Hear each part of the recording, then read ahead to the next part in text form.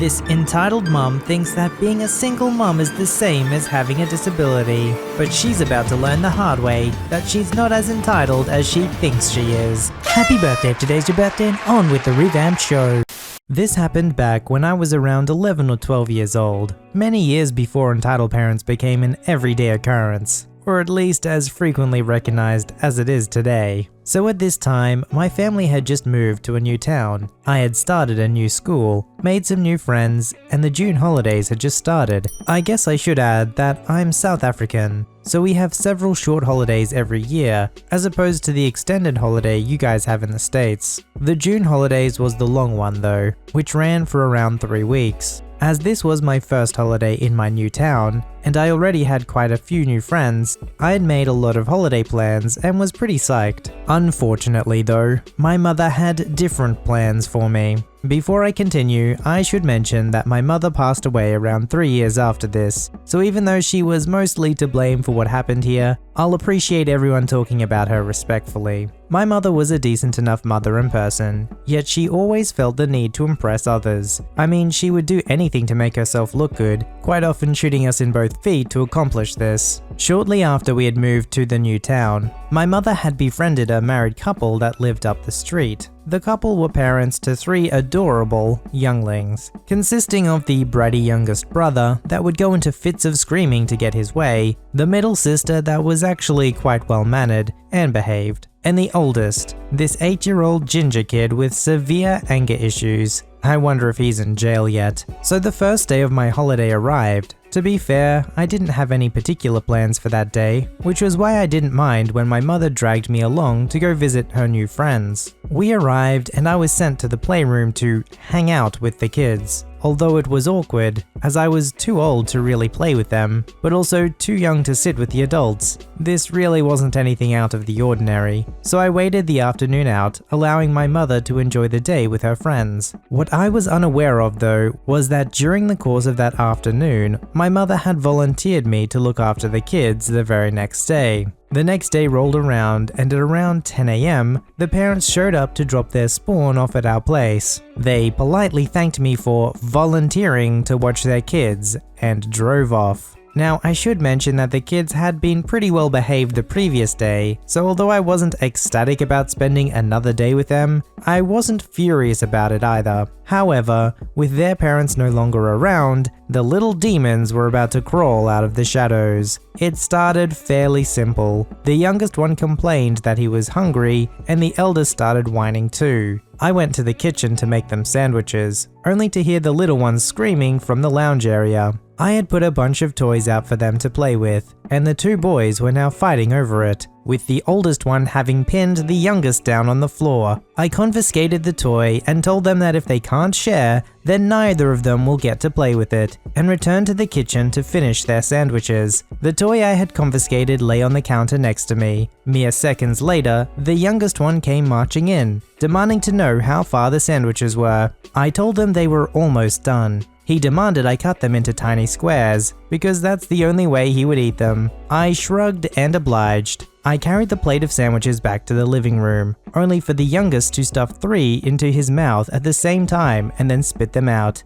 yelling he doesn't eat Bovril, my favorite sandwich spread product. While this was going on, the oldest brat had run into the kitchen and stolen back the toy I had confiscated. The youngest one saw this and started screaming again. Cut forward many hours, their parents finally returned and asked if they had behaved themselves. I was about to give them a mouthful, but my mother cut me off and told the parents that they had been absolutely delightful. She lost so many brownie points at that moment, but not nearly as many as she lost the next day when my mother, quite proudly I might add, announced to me that she had agreed that we'll watch the kids for the bulk of the holidays, every day while the parents were at work. I was mad. OMG, I was so mad. So the very next day, the mother comes and drops the kids off again, thanking me profusely for being willing to do this and promising that she'll make this worth my while. I would hold on to that fantasy for the remainder of this holiday from heck. Now obviously, I'm not going to describe every single day I spent with these brats, as 1, the post would become longer than the Hitchhiker's Guide to the Galaxy, and 2, this was 18 years ago. so I don't remember too much. In fact, it's more likely that the playdate I already described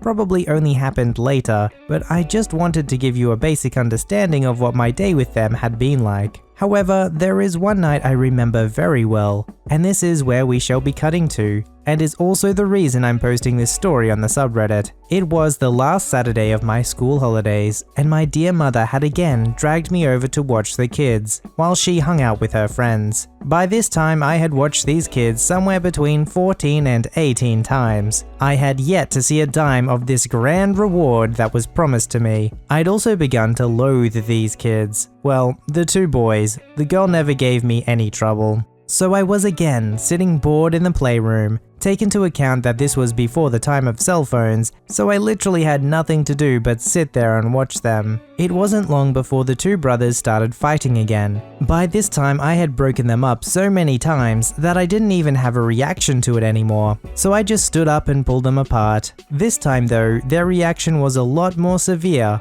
and the oldest brother started punching and kicking me. I fought the little brat off quite easily, only to be attacked by the youngest one. For anyone witnessing this from outside, it may have looked like we were playing, but these kids were legitimately trying to hurt me. At no point was this more clear than when the oldest picked up a steel stroller and hit me over the head with it. That was my breaking point, as I grabbed the little brat and smacked him hard in the behind. All the screaming had, finally, caught the attention of our parents that came barging in to hear, well, why they could hear us. Back in those days, parents still strongly believed that children should be seen and not heard. The little brat started yelling that I'd hit him, causing his father to start going off on me. The middle sister tried defending me, saying that the brother had hit me first, but she got yelled at to shut up, and the father continued yelling at me. All the while my own mother, who knew perfectly well what these kids were like, just stood there listening to this father tearing me a new one. The kid's mother chipped in that she just trusted me, and that I had betrayed their trust so badly. The little girl tried speaking up again, but was again shushed. Finally, the parents walked back outside, again leaving me behind to watch their stupid brats. So I guess I hadn't betrayed their trust so badly. My own mother hung behind for a moment, finally asking me what really happened. I told her, she apologized to me, and then again left me behind to go sit by the fire with her friends. I mentioned the fire specifically because somehow, while my mother was speaking to me, the oldest one had snuck out, gotten his hands on a fire poker, and was dipping it into the fire to stab me with it. Before you ask, I didn't see this myself. My mother actually told this to me after, as the little psycho had told that to his father when his father had asked what he needs that fire poker for. Cut forward to Monday, my last day of the holiday, my last day of watching these monsters before returning to school the next day, and the day of my great reward. I was hoping the Saturday incident wouldn't count too much against me, as the father had later apologized to me after my mother had told them what really happened, and the sister had confirmed my account. I'll admit I don't remember crap about what happened that last day, not until the very end with the parents arriving, rushing the kids out of the house, and handing me a plain chocolate bar and saying, "Thanks for watching the kids all holiday." There really isn't any other end to this story. No big fallout, nothing unbelievable, just the reality that these parents had justified it to themselves that a chocolate bar was enough payment for someone that had just spent the majority of his holiday watching their demon spawns. I confronted my mother about it, asking her how she could be okay with this, but she had just said it's not worth getting upset about. After a month later, they had a falling out about something unrelated and never spoke again. They were not present at her funeral. Freaking jerks. I don't know how they could possibly justify in their mind that a chocolate bar is enough compensation for babysitting over the whole holiday season. I mean, what does that compensation come out to, like 1 cent an hour or something? I don't even know what you could do in that kind of situation though. If you asked up front what were they going to do as the reward, I doubt they even knew at that point in time. They knew it wasn't going to be something much though. But you're also not really old enough to stand up for yourself and be like, nah, I'm not going to do this, because what are you going to do? Some context before the story. This happened a few weeks ago, and I was getting groceries for my dad, who's now 64 years old, at the supermarket really close to my house. The Asperger's syndrome one. This is going to be important for later. On that day, I was using a nice mask of Spider-Man. Yes, it's a Spider-Man one, and I actually really love it, because I'm a fan from Marvel. Made by my mum, who really loves making stuff with fabrics and things like that. She's now making masks for sale, and donates for some people. At the supermarket, I just got the stuff, and I go to the special line to wait on it, because I discovered I can use it because of my autism. An entitled mum had just got to the line with her 7-year-old EK, and tried to cut me and a nice 67-year-old woman in the line. Hey, why'd you cut me? Oh dear, did you just cut us in the line? I'm just going to pass some things. It was almost 50 items with gummies, Doritos, soda, and of course toilet paper. It's gonna be quick. The nice employee, Annie. Hey, please come back on the line. I was scanning her items. Points to the nice old lady. Okay. It was okay on that part, just a little bit of craziness. But it's okay. For no reason, people are cutting the line for everything here in Brazil in this quarantine time. But the kid just enters in the story. Mom, I want a mask like that. Points at my mask. I just think in that moment, frick. My kid has been nice this whole week. Can you give your Superman mask for him? He needs it. First, this is not a Superman mask, it's from Spider-Man. Second, it's my only mask who my mum made for me. And 3, it's not safe to give someone a mask that another person's using, so no, I can't give it to your child. Shut up, you idiot. Also, why the heck are you here in this line? This is a special line, and you look like you're 11 years old. What the heck, I'm 15. He's here because of his autism condition. Now the special line accepts people with autism. Look at the sign. Points to the sign at the autistic symbol. Basically, it is that kind of scarf that is used the months to show about breast cancer, only made with colored puzzle pieces. This is crap. Why can he go on the line if I'm a single mom? I can't do it for nothing, lady. So at this point, I saw the face of EM turning red, and the impossible happens. You know what? You're a little autism censored. I've had enough of this freaking society not helping single mothers like me. After she said that, she just holds onto my face, on the part of my nose and mouth, to take off my mask. Who literally made me almost suffocate because she's pressing her hand against my face, grabbing so hard on my mask. This was painful. After this scene was going, the guards saw this and just got running from the EM, with the EK cheering for his mum, while I was almost suffocating, me struggling for air. Please, I can't breathe. Give me your mask, you little son of a bitch. The guards were pushing her off me with a powerful push that just breaks the elastic of one of the sides, making it a pendant on one of my ears, and her hand was gone from my mouth, finally. I just tried to fix it, but it was broken for real, and I started to sob, because it was one of the worst moments I've ever had in my entire life, and that mask was the only one I have of it, and I really love it. Me now sobbing. What the heck? You just broke my mask! Come on, my mom made it with a lot of love for me. Now you don't have a mask. EM now being held from the guards. Let me out, I have rights. Holy crap, I'm so sorry. I can make some discount for you. Me cleaning my tears. It's okay, thank you. Are you okay, kid? She really had strength in that arm. I'm okay, don't worry. EM still screaming nonsense. Get your hands off of me, you N-word. Yes, she literally said that for real. An equivalent for the N-word but in Portuguese. The guards just took her to the exit of the supermarket, with the EK following her mum. Well, the closure of my story was, my mask got fixed by my mum. Thanks mum, I love you so much. She got banned from almost all the markets, supermarkets, hypermarkets, something markets, from my city, and also I'm fine. I don't need to be worried about it. There's a big difference between being at a disadvantage and actually being disabled. Yes, being a single mother, it does mean that you'll be at a disadvantage and some things will be harder for you. But even families with a mum and a dad often just have one parent that takes the kids to the shops anyway, so you're probably in a very similar situation to other parents whilst you're at the shops themselves. Whereas if you have a disability, that's something that you carry with you everywhere you go for potentially the rest of your life.